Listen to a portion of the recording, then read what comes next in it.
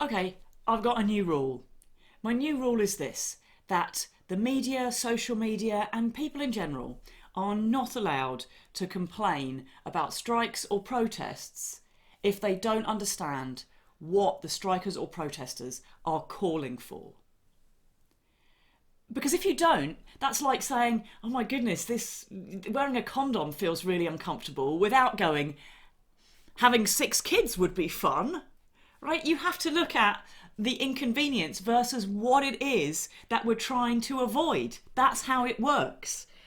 Right now, the London Underground drivers are on strike, and I've heard just all over media and social media these stories of I was so late for work, and what about doctors and nurses who are trying to get to work, and all this kind of stuff. And it's presenting half of the story, and therefore in the process like villainising those who are on strike. There's another side to the story, which is that RMT workers are upset that 600 jobs for people working in stations are going to be lost. And that means loads and loads more unmanned stations, which is bad news for people with mobility issues who might need help getting around. It's bad news for people who might fall sick at a station and need support. It's bad news for security, because one of their jobs is to look around for suspicious packages and people behaving in a way that seems dangerous. It's bad news for women who might need to travel on their own late at night and feel uncomfortable and scared at an unmanned station when there's lots of drunk people around them, and crowds coming out of sporting events and stuff like that. It can be really intimidating. It's bad news for people who are not very good at using ticket machines on their own, such as older people with bad eyesight, she says, pulling her glasses off to demonstrate that some of us have bad eyesight.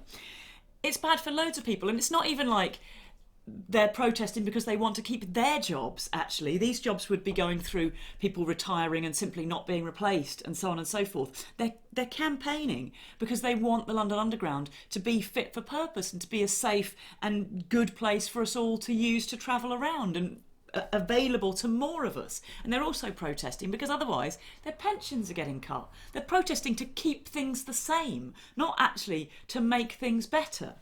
And let's not forget that this is the only thing that works.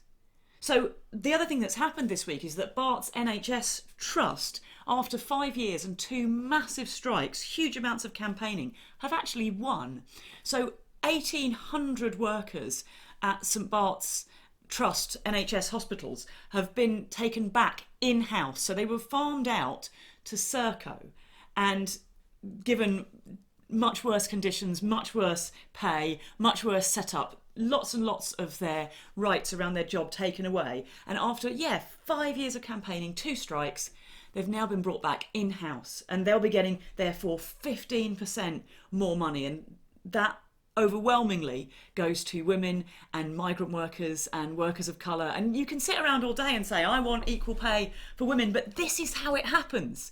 This is how we get it, is when we support people who are going to go out and protest. And not far away, we've got a new round of Extinction Rebellion protesters, and the papers are going to be full of somebody was late for work and somebody wanted to see their long lost relative and they couldn't get there and somebody missed a flight. And none of that is fair or reasonable unless it's also followed up with, on the other hand, the planet's on fire. The planet's on fire. The inconvenience is that we should be stopping the planet from being on fire, and then people won't need to go and chain themselves to things and block off roads and protest and make a fuss about things. These people are on the side of all of us. And I keep hearing, oh, well, tube drivers, they get more than doctors and nurses. That's why we should pay more to medical professionals. That's not why we should. Don't get the sort of taking their money away so that everyone else doesn't feel so bad about themselves. We've got nurses using food banks. We should be, all of us, out on strike demanding that situation is sorted out. Ultimately, these things are not, these strikes and the inconvenience of them are not caused by rowdy unionists just trying to, cause a fuss. They're caused by people at the top who are ignoring the needs and welfare of all of us. And anybody who goes out on strike is out on strike for all of us. And anyone who goes out to protest is out there protesting for all of us, unless you're one of those weird anti-vaxxers, in which case bloody well stop it. I'll see you next week.